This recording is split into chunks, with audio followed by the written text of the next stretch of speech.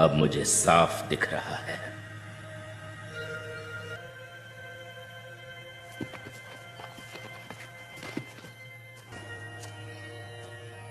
श्री राम, क्या आप मुझे माफ कर सकेंगे ताकि बिना झिझक मैं आपको दिया अपना वचन निभा सकूं? तुम एक सम्माननीय सम्राट ही नहीं, मेरे आदरणीय मित्र हो सुग्रीव, और मित्रों में कभी क्षमा मांगने या देने की प्रथा नहीं होती। मेरे सैनिकों, ये श्री राम हैं, अयोध्या के राजा दशरथ के पुत्र। आप सबको यहां बुलाने का कारण एक मौत से भी भयानक कार्य है। क्या इसे स्वीकारने का साहस है आप में? आप बस आदेश दीजिए महाराज, बिना ताकि ये गदा हर मौत को जिंदा कर देगी। इसीलिए कहता हूँ, हथियार पर भरोसा बेकार। महाराज सुग्रीव, इस सेना की बागडोर मुझे दीजिए। अपने जबड़े से मैं दुश्मन की हड्डियों का सूरमा बना दूंगा। हाँ। बेटा सुषेण, जवानी का जोश अच्छा है, फिर भी थोड़ा कच्चा है। महाराज, इस कार्य का नेतृत्व मुझे दीजिए। तुमसे यही उम्मीद थी, हे बुद्धिबली शतबली। मैं तुम चारों को मिथिला की राजकुमारी सीता, श्री राम की धर्मपत्नी की सुरक्षित वापसी के कार्य में नियुक्त करता हूं। उनका अपहरण करता कोई और नहीं, स्वयं राक्षस सम्राट रावण है। इस कार्य को संपूर्ण करने के लिए 30 दिन हैं तुम्हारे पास।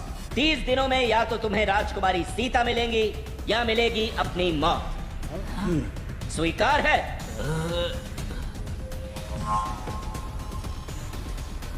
महाराज, आपके लिए तो हम हंसते हंसते मौत को गले लगा लें, लेकिन एक मनुष्य के लिए आपका यूं अपनों को इस अंधेरी खाई में ढकेलना समझ से परे है। शतबली, यदि ये मनुष्य ना होता तो आज हम और तुम यूं आमने सामने खड़े न होकर वाली की रौंधी हुई धूल होते। शतबली, एक वानर के लिए उसका वचन जान से बढ़कर है दोस्त।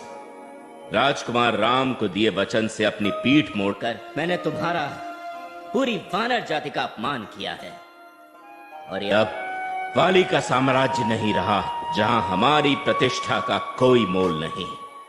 ये वो सुनहरा दौर है जहां हम वानर प्रतीक हैं, सत्य और न्याय के, जिसके पथ पर चलने वालों की न हार होती है न मृत्यु, होती है केवल जीत। ये मेरी उम्मीद है, मेरा यकीन है, यकीन जो तुम पर है शतबली, तुम पर सुषेण, विनता।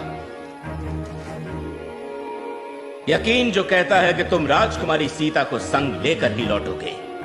विजयी किष्किंधा की जय, वानरराज की जय, सम्राट सुग्रीव की जय। शाबाश, तो मेरे 4 महारथियों 4 दिशाओं में होगी ये खोज। विनता और उसका कबीला अपनी खोज शुरू करेगा पूरब दिशा में। सुषेण, तुम और तुम्हारे साथी जाएंगे पश्चिम की ओर।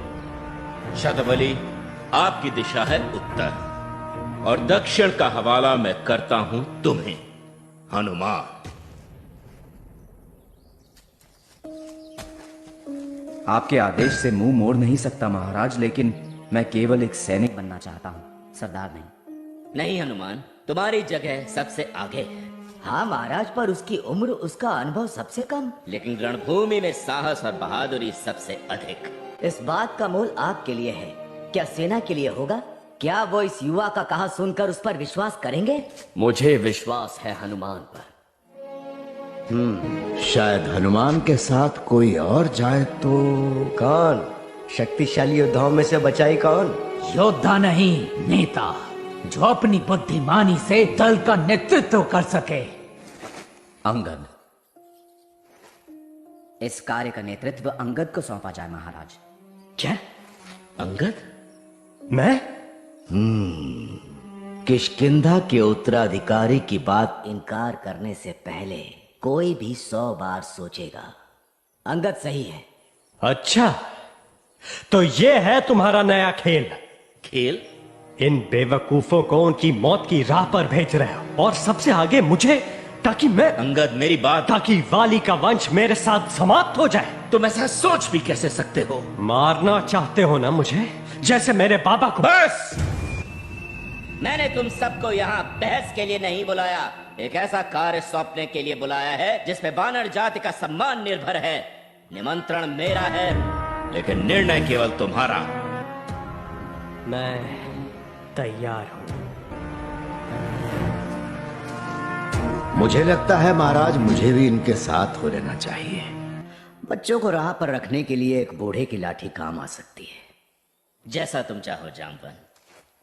तो तय है, जाओ तीनों लोगों का कोना कोना छान मारो और राजकुमारी सीता को खोज निकालो। किष्किंधा का गौरव, उसकी गरिमा अब तुम्हारे हाथ, लेकिन समय केवल 30 दिन।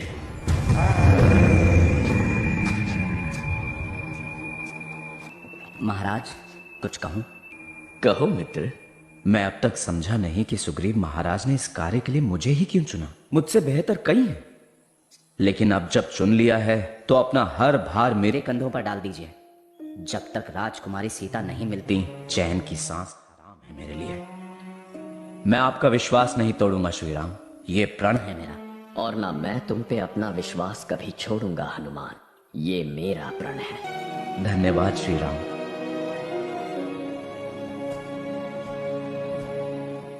जामवन काका, कौन कहेगा कि ये वही योद्धा है जिसने कुछ पल पहले एक भारी विजय प्राप्त की।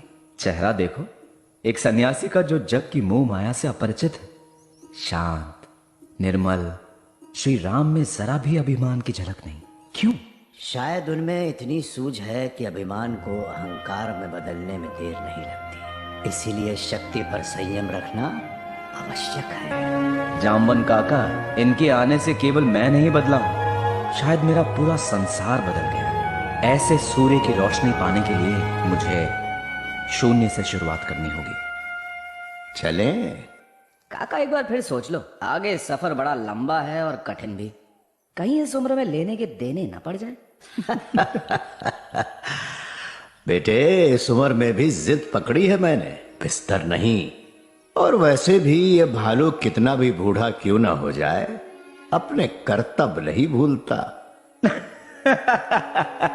संभल के काका, माना जोश की उम्र नहीं होती पर हड्डियों की तो होती है। घबराओ मत, इतना पता है मुझे। मुझे तो वो भी पता है जो किसी को नहीं पता। मतलब ये कि जानते हो कि सूरज का स्वाद कुछ कुछ पके आम जैसा होता है। सूरज पका आम? काका, आम के पकने का तो पता नहीं, पर आपका दिमाग लगता है ये सफर बड़ा भारी पड़ेगा हमें।